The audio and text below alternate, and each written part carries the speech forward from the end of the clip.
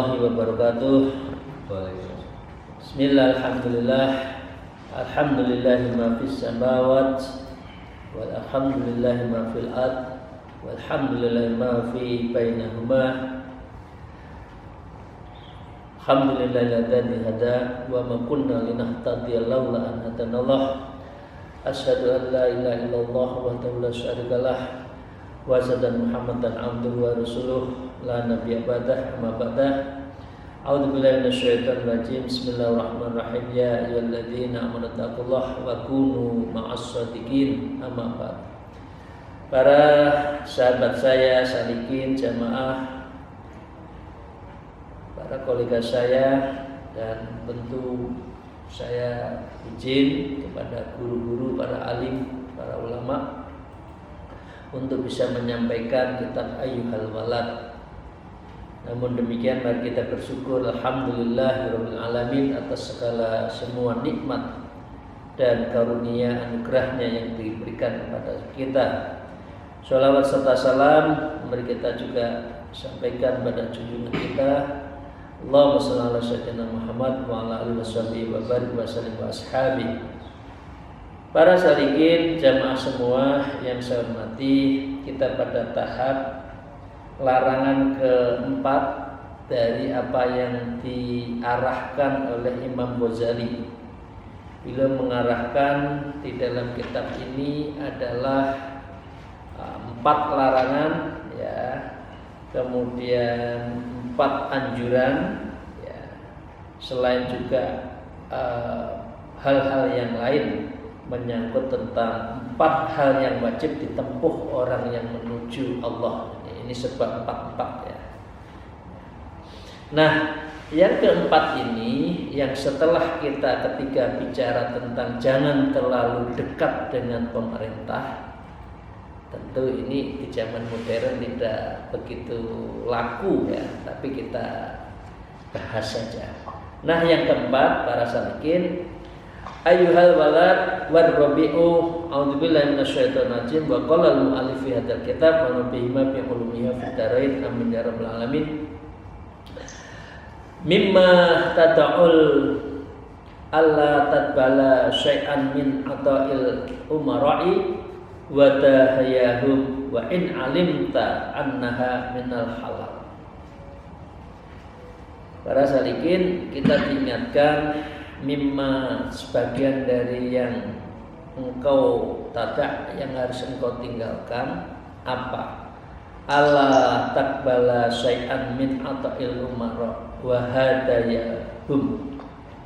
Hendaklah kita itu jangan mau menerima sesuatu pun dari pemberian pemerintah. Ini aneh ya. Mungkin setting backgroundnya waktu dengan zaman Imam Ghazali dengan zaman kita itu berbeda.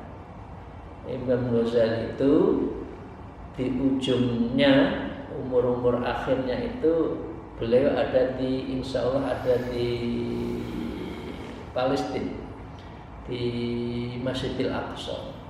Beliau ada 2 ruangan, di situ tempat beliau khalwat dan membuat buku di situ. Dan kita juga tahu situasi saat itu, hubungan atau sampai sekarang ini teman-teman HI dari teman-teman saya di Jember tahu ya.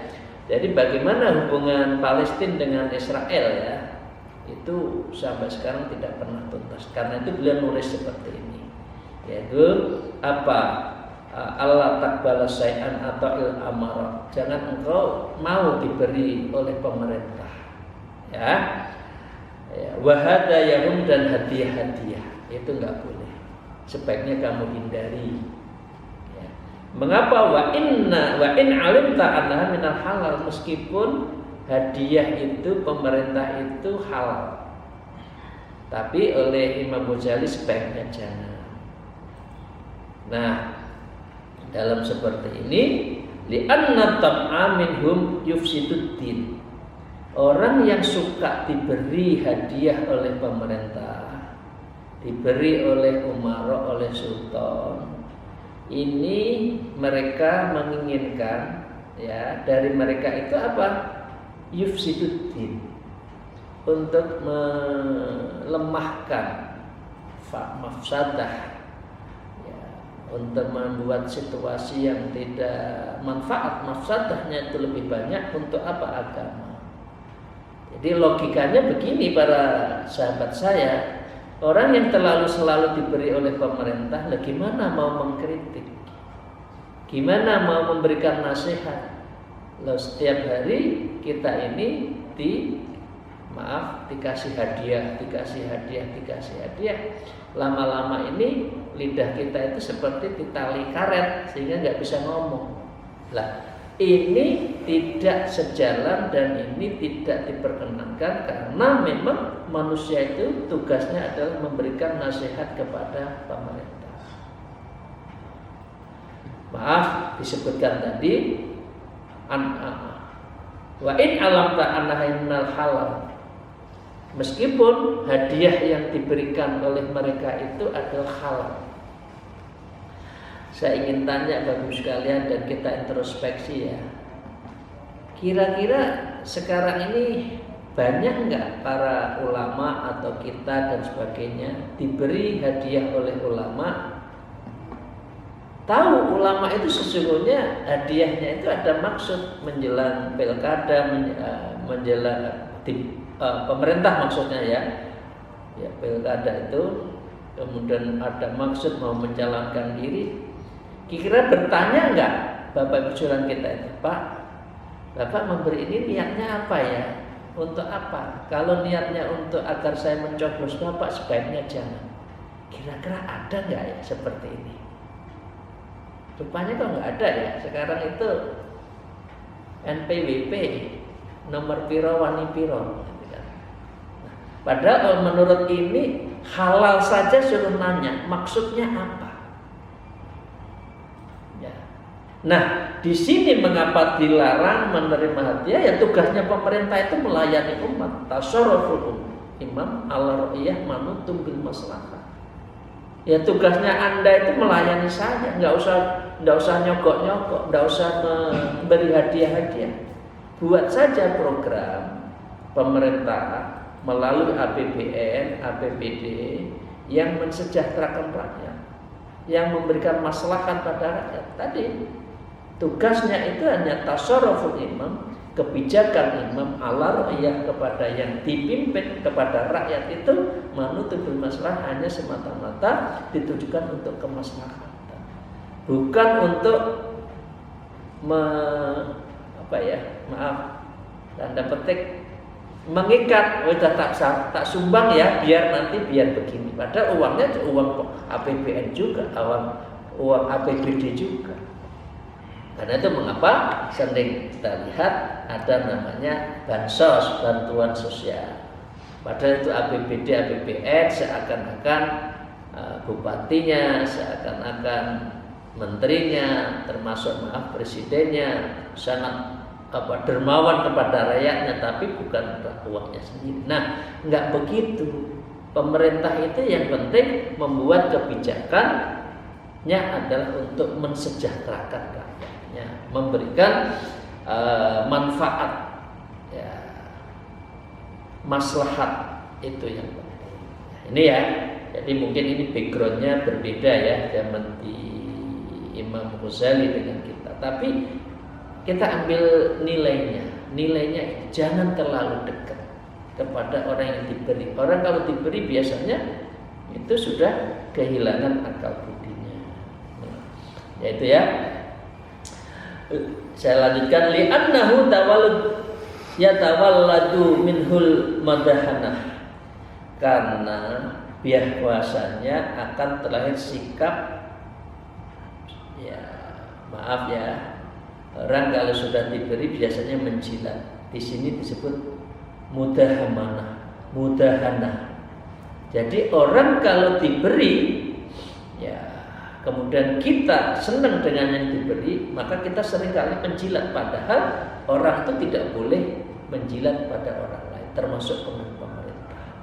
Biarkan pemerintah berjalan sesuai dengan tugasnya, yaitu namanya imarah. Itu ya tasarruful imam tadi ala ra'yah menutupi masalah. Kita ulama yang selalu dan sering diberi hadiah, wa juga wa mura'atu janibihim, dan sikap terhadap kepentingan mereka itu ya wes lah, maunya pemerintah begitu, maunya menterinya begitu, ya udah ikutin aja, gitu. Sehingga akal budi nurani kita, akal sehat kita terhadap apa yang dibuat kebijakan pemerintah itu hilang. Sehingga dia itu adalah kita itu mengikuti kepentingan mereka. Bahwa mereka ngedarin bansos itu ada udang di balik batu kok, gitu loh. Akhirnya kita larut. Dan ini maaf, wal muwafaqatu fi dzulmihim, berarti kalau kita selalu dikelabuin, selalu ikut, dan karena diberi oleh pemerintah tadi, oleh seseorang atasan, oleh sebuah umarah pemerintahan, itu adalah kita berarti menyetujui terhadap kebijakan kedzaliman mereka. Jadi kalau pemerintahnya zalim, maka kita tidak bisa melakukan kritik, kita tidak bisa memberikan masukan, kita tidak bisa memberikan sisi lain dari pemerintah itu. Padahal ayu jihadai afdhalul qalah kalimatun haq inda sultanin jairin. Padahal sebuah jihad yang paling besar adalah jihad yang berani mengkritik, berani untuk memberikan masukan dengan cara yang baik terhadap pemerintahan yang zalim. Kalau kita dikasih terus, kalau ulama terlalu dekat, tidak pernah tanya ini uangnya halal atau haram oleh para caleg dan lain sebagainya, ya maka berarti kita itu akan mengikuti kebijakan-kebijakan yang dimungkinkan oleh wa hadza kulluhu fasadun fiddin. Semua itu contoh-contoh yang disebutkan karena menjilat, mengikuti kepentingannya, menyetujui kebijakannya yang zalim, ini bisa menjadikan fasadun fiddin. Orang seperti ini bisa saja merusak agamanya, ya. Jadi dengan demikian kita bisa memilah dan menempatkan diri. Dan minimal bahayanya bahwa kamu apabila kamu menerima pemberian-pemberian itu, maka mendapat manfaat di dunia, iya kan? Ya ada bansos, ada PKH 1 bulan cukup makan. Wah, ini bagus. Nah, ini berarti betul apa yang disampaikan tadi. Kita itu adalah ada wa anfa'ta min dunyahu. Dunia kita itu ada manfaatnya dari proses diberi-beri oleh pemerintah tadi, yang itu didesain bukan karena APBN. Kalau APBN memang tugasnya membuat APBN yang bagus, APBD yang bagus untuk kepentingan rakyatnya. Ahbab tahum, dan kamu berarti menyukai mereka. Kalau sudah mendapatkan, berarti kita akan mencintai mereka. Tidak bisa berbicara lain kecuali apa yang dikehendaki. Nah, ini ada moto ya. Moto Imam Ghazali menyatakan, man ahabba ahadan yuhibbu tula umrihi wa baqa'ahu bid-daruratin. Barang siapa yang menyukai seseorang, maka ia akan menyukai panjangnya umur orang, sepanjang umurnya orang itu, dan kelanggengannya. Ya. Jadi pasti kalau sudah seperti itu. Jadi kalau orang mencintai, dia itu menyukai apapun mereka sampai panjang umurnya, dan ingin langgeng. Nah, ini berbeda kalau kita mencintai istri, keluarga, suami ya, itu kita mencintai ingin langgeng.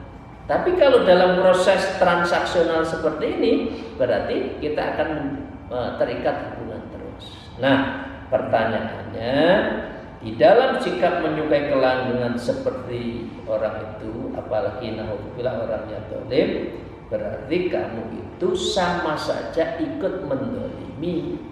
Kamu saja berarti ikut pemerintahan yang zalim, dan itu berarti mendolimi atas para hamba Allah dan keinginan meruntuhkan alam semesta ini. Orang zalim itu kan menghancurkan. Jadi kalau orang memberikan sesuatu, kemudian kita diberikan, ya ikut, berarti kita mengikuti. Nah, berarti kita menginginkan mereka terus, kita ikutin terus. Nah, ini tidak boleh. Motonya tadi seperti itu, ya. Man ahabba ahadan yuhibbu tula umri wa baqa'ahu badrurat. Nah, Imam Ghazali menutup, fa ayyu shay'in yakunu adharra min hadhil din wal akibah. Kemudian macam apa lagi yang sangat berbahaya kalau dibandingkan kecuali tidak menzalimi Allah dan menghancurkan agama serta kesudahannya.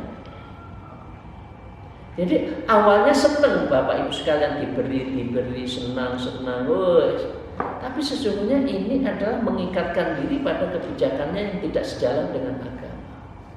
Nah, ini yang kita oleh Imam Ghazali dan oleh Rasulullah juga dikatakan jangan terlalu dekat. Orang kalau dekat dengan pemerintah, apalagi ulama, suka diberi, udahlah itu, dan itu ada unsur dunianya. Kata Rasulullah, itu sama saja sudah menanggalkan keulamaannya, karena ulama itu adalah warasatul anbiya, penerus Nabi. Nabi menghendaki jangan terlalu dunia dan juga jangan terlalu dekat dengan pemerintah. Ini hadis ya, bukan apa yang dikatakan oleh saya. Nah, karena itu berhati-hatilah dan waspadalah, kita jangan tertipu terhadap ajaran-ajaran seperti itu. Bisa jadi ini adalah istihwa'u syayatin. Ini bisa jadi adalah bisikan dari hawa nafsu setan yang masuk pada diri kita melalui tokoh, melalui pemerintah, melalui umarok, sultan dan sebagainya. Ya, dengan bujukan seperti itu, yang paling utama, naudzubillah, kita akan mendapatkan dinarnya, ya dirhamnya, ya gitu kan, pundi-pundinya dibagi jadi tim sukses. Tapi tidak tahu rezekinya dari bosnya itu dari mana. Yang penting jadi tim sukses. Padahal seringkali juga orang tahu bahwa rezekinya juga nggak dari yang benar-benar amat, tapi kadang-kala manusia itu menutup mata.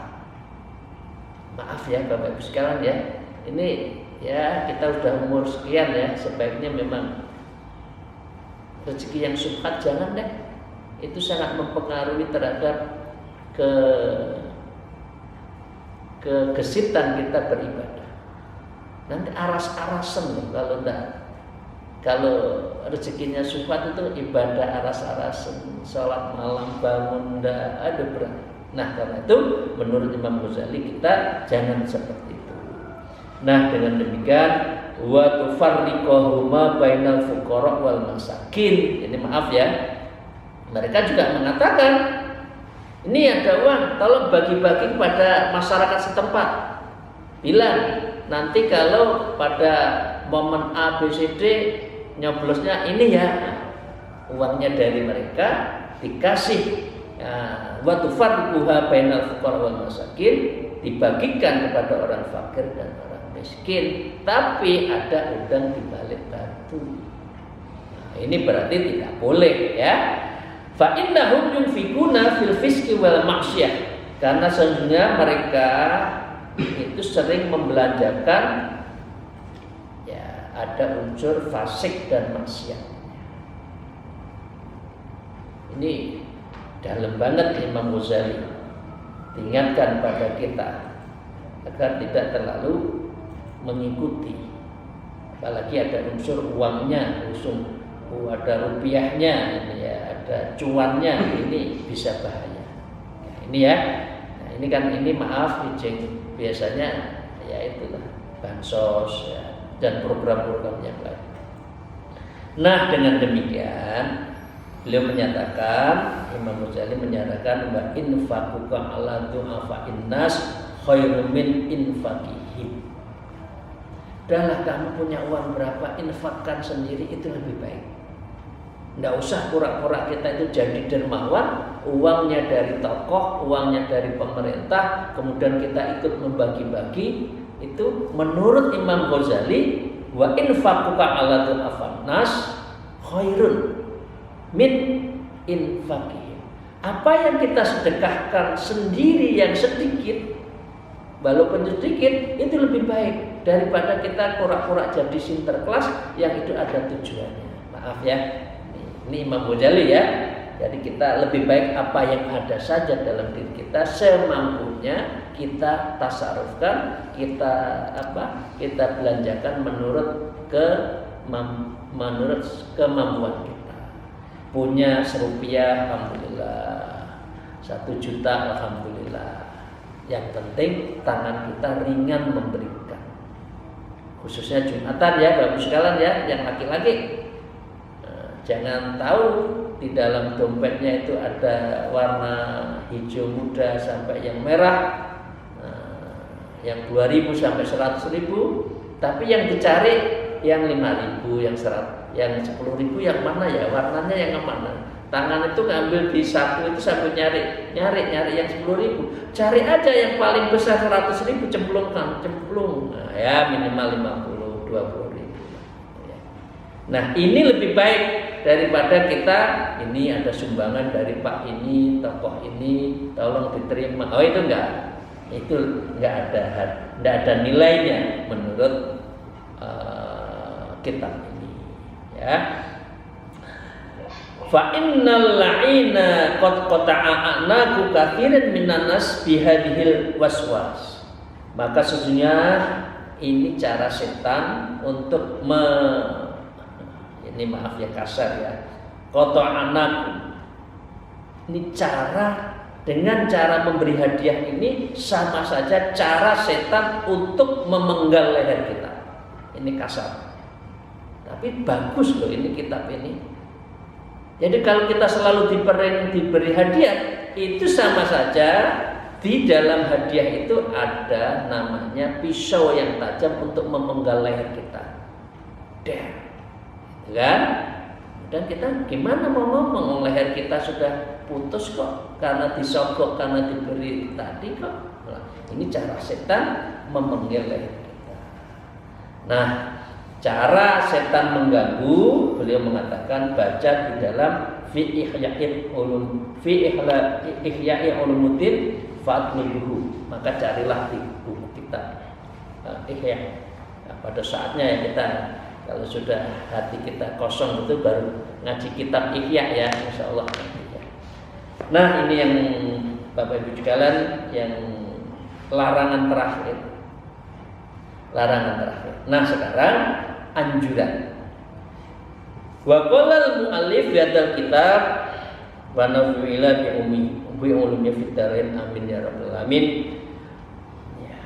Wa ammal arba'atul lati yang bagi laka antaf alaha.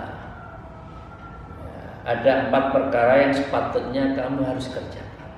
Kami tadi 4 yang kamu harus tinggalkan. Sekarang 4 yang kamu jalankan. Mahwa ayyuhal walad antas Allah mu'amalataka ma'allah ta'ala bihaitsu law amala ma'aka biha abduka tardo biha minha. Jadi ini diminta kita itu tas'ala mu'amalata ma'allah ta'ala. Kalau kita bermuamalah, memperlakukan kita kepada Allah, kita berhubungan dengan Allah, kita menyembah dengan Allah, kita diarahkan, dicari contoh. Wahaidu lau amalaka maka biha abduka. Itu lihatlah bagaimana hubungan kita dengan pembantu.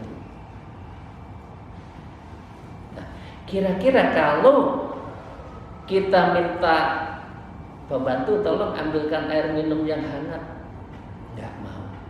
Pembantu nggak mau. 3 kali nggak mau, terus kemudian jalan. Bukan dikasih air yang hangat, tetapi dikasih air katakan yang butek gitu.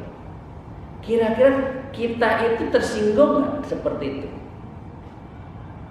Wahai hambaku, aku ciptakan kamu itu adalah untuk beribadah kepadaku, untuk makrifat kepadaku. Dunia itu adalah masratul akhirah. Lah dikasih dunia lupa pada saya, pada Allah. Kira-kira Allah melihat orang seperti itu apa? 40, 50, 60 usianya tetap urusan dunia itu terus apa? Kira-kira Allah bagaimana? Dikasih jabatan lupa, dikasih tambah rezeki lupa. Katanya ya Allah saya mau ibadah dengan ini biar tenang, rezeki keluarga saya cukup. Malah lupa. Ngono itu kan sama saja ngelirwakan, ini bahasa Jawa, ngelirwakan, menyepelekan Allah. Yang dicintai malah yang diciptakan, yang diberikan, bukan yang memberikan. Nah, ini cara Imam Ghazali seperti ini. Kalau kita memang diciptakan untuk ibadah, ibadah. Dunia nggak abadi, rezeki cukup diepe-epe, makan juga secukupnya. Dunia itu hanya tempat ampiran. Ngono itu manusia yang dibangun kok di terminal. Mau tidak punya bekal menuju jalan yang jauh dan tidak akan pernah kembali. Ngono itu sulit diajak ibadah. Zikir sulit, ngaji sulit. Ya Allah ngaji, ya awas one juz itu hanya setengah jam selesai. Ngono itu seminggu nggak dibaca-baca. Yang dibaca itu golek rezeki tok. Ini Allah ingatkan. Allah ingatkan, ya. Astagfirullahaladzim, maaf. Wala yadhiku hatiru alaika walan taqdhu, dan tidak sempit hatimu dadamu kepada hamba sayamu, dan kamu pun tidak marah. Tapi sebaliknya, kalau pembantu kita iya Pak, iya Kiai, iya Bapak, iya, kalau orang Jawa sekarang iya Bos, semua berjalan dengan baik, tugasnya jalan baik, disupervisi baik, ya seneng toh, bosnya kan seneng. Ya begitu juga kalau Allah tahu umatnya begini, hambanya ini malam begini ngaji, sholat malam, soal mana yang minta kepada saya ini, ya. Ainal mustaghfirun, mana yang minta ampun pada saya ini, kok masih melungker semua itu loh, kepada kemana? Ya Gusti Allah nggak seneng dong. Nah ini caranya seperti itu kan. Nah dengan demikian walladzi la tadul nafsika min abdikal majazi, tetapi ya hal yang kamu tidak rela buat dirimu dan hamba-Mu yang ini kiasan. Ini adalah majaz, ini kiasan saja. Contohnya seperti itu, ya. Maka jangan kamu rela juga kalau kamu itu menyepelekan pada Allah. Karena apa? Wa huwa sayyidukal hakiki. Karena Allah ini adalah sayyid, karena Allah itu adalah junjungan kita yang hakiki. Malah nggak mau, itu ya, para salikin ya, yang kita kendaki. Nah, terakhir yang kedua, ayyuhal walad wasani kullama amilta bin nas is'alhu kama tardha li nafsika minhu. Bila mana kamu berbuat kepada orang, maka kamu jadikanlah perbuatan itu seperti dirimu sendiri. Kalau kamu sakit dikhianati, kamu jangan mengkhianati. Kalau kamu dicubit sakit, kamu jangan mencubit. Kalau kamu itu ditusuk dengan perkataan yang kasar, kamu ya jangan berbuat kasar. Ya. Kalau kamu ditusuk dari belakang sepertinya teman, tapi sebetulnya musuh, ya kamu jangan melakukan seperti itu pula. Kalau kamu menyingkirkan orang untuk jabatanmu, sedangkan orang itu kamu khianati sakit, lah kamu juga jangan begitu. Karena itu banyak loh orang itu hanya ingin jabatan, menginjak kepalanya orang untuk naik kepada tangga berikutnya, temannya itu sampai delesep ke bawah, kemudian dia itu tidak diperhatikan. Masya Allah, naudzubillah. Orang yang zalim akan dizalimi. Siapa menanam, dia yang menuai.